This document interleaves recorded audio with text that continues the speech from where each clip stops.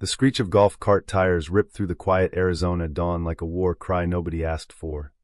There I was, Marcus Reed, knee-deep in fresh mulch under the blazing Sunrise Valley sun, trowel in one hand and the last root ball of heirloom roses in the other, finally bringing a splash of real color to my front yard in Sunset Ridge Estates. Then she rolled up, Barbara Kensington, president of our HOA, perched on her ridiculous floral golf cart like a pastel tyrant scanning for peasants. "Marcus Reed," she snarled before the cart even stopped. "Roses? In the front yard? You know full well they're not on the approved plant list." I stood slowly, brushing dirt off my jeans. "They're roses, Barb. Not invasive bamboo. Not some jungle monstrosity. Just flowers that actually make this place feel alive instead of a beige desert prison." She hopped down, clipboard raised like a badge of divine authority.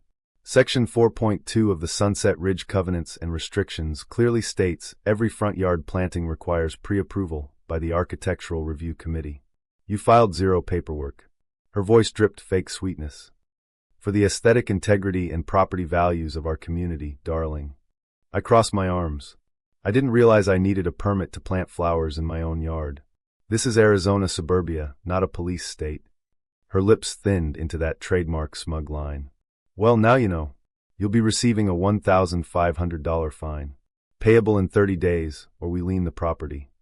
She slapped the bright orange notice onto my mailbox like a parking ticket from hell, spun on her heel, and zoomed off with her yappy Pomeranian yipping victory from the passenger seat. $1,500 for roses. That night I sat at my kitchen table staring at the fine, fists clenched so hard my knuckles went white. 6 years I'd lived here. Paid dues early, mowed on schedule, never thrown a loud party, and this clipboard queen was treating my yard like her personal fiefdom. I grabbed my phone and dialed my sister. "Hey little bro, what's up? Barbara Kensington just hit me with $1,500 for planting roses." Silence. Then Sophia, senior investigator for the Arizona Department of Housing's HOA Oversight Division, gave a low, predatory chuckle. "Oh, Barbara. She has no clue who she just poked. That woman's been on our radar for creative bookkeeping for 2 years. This just handed me the perfect warrant-level excuse to crack her books wide open." By sunrise the next morning the war was on. 2 days later Sophia's state sedan crunched into my driveway. She stepped out in full auditor mode, navy pantsuit, tablet glowing, eyes sharp as cactus spines. "Kitchen table. Now." She flipped open the screen. Sunset Ridge pulled 3 straight state community beautification and wildfire mitigation grants. $145,000 total, claiming native plantings, trail upgrades. Solar lighting. Zero evidence any of it happened. Instead, the board routed almost 70% into administrative stipends and strategic consulting paid to a shell company called Desert Harmony Partners. Barbara personally collected $68 grand. That's straight fraud, Marcus. My stomach dropped.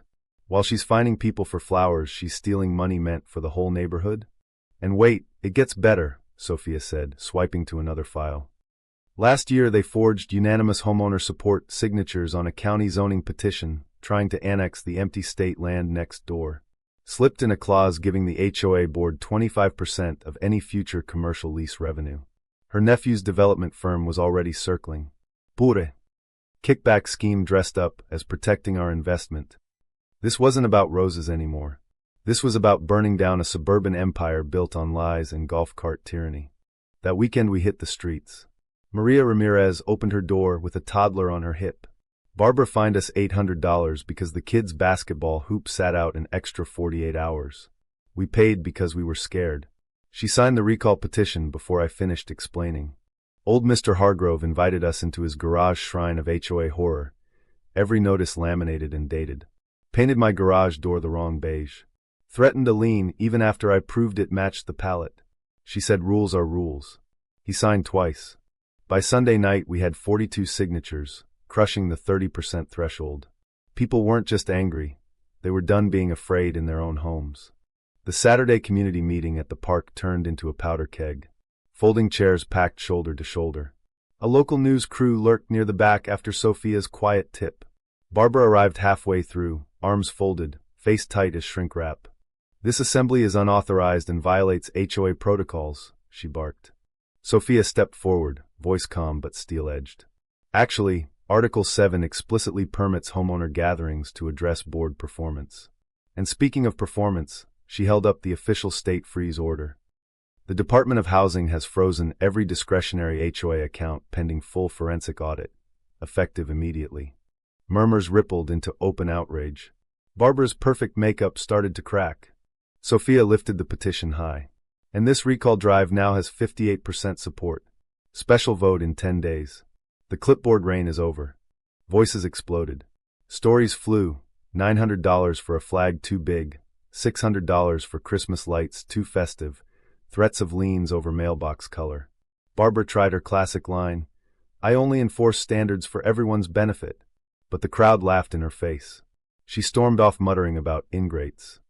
The next morning my Ring camera delivered the sweetest revenge footage ever captured.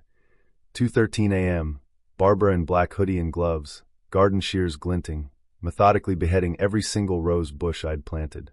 She even kicked the severed heads like soccer balls before slinking away.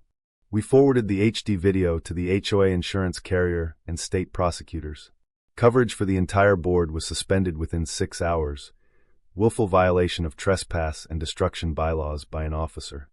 Criminal vandalism and harassment charges landed on top of the fraud pile. Barbara didn't dare show her face at the recall vote.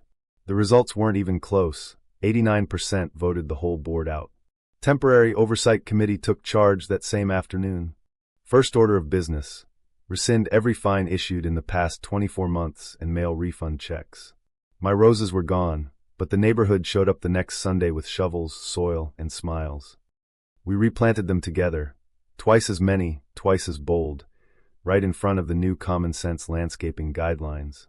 The forensic audit went nuclear. Desert Harmony Partners, Barbara's personal piggy bank, forged documents, retaliatory private investigator reports on anyone who complained, including a thick file on me after the Rose incident. Federal agents stepped in when the surveillance crossed into civil rights territory. At the preliminary hearing, Barbara looked like a ghost of her former self, hair limp, designer suit hanging loose, eyes wild. When the courtroom played the 2 a.m. Rose Massacre in crystal clear 4K, even her last supporters shifted uncomfortably in their seats. I testified. Sophia laid out the money trail in brutal detail. Maria and Mr. Hargrove told their stories. The judge denied bail, calling it a clear pattern of abuse and intimidation. 6 months later, the jury took less than 3 hours. Guilty on all counts: embezzlement, forgery, criminal mischief, witness intimidation. Barbara Kensington received 5 years in state prison with no early release. The rest of the board got restitution orders that emptied their retirement accounts. Sunset Ridge today feels like a place people actually want to live. Budgets are public, disputes go to a homeowner review panel, and the golf cart is parked permanently. I'm the new board chair, not because I wanted power, but because nobody else would let it happen again. My rose bushes? They exploded this spring, deep crimson and soft pink spilling over the walkway like victory flags. Neighbors stopped by just to smell them. Someone nailed a little wooden sign beside the bed that simply reads, "Let the roses grow." The neighborhood didn't just survive the purge. It finally bloomed. So here's the question that still keeps people arguing in the comment section. Was the homeowner really the villain for planting flowers without filling out a form, or was the real criminal the woman who turned an HOA rulebook into her personal extortion racket? True or false? In the end, who truly got the karma they deserved? Drop your verdict below. If the roses won, smash that like button and subscribe for more stories where the clipboard queens finally meet the shears of justice.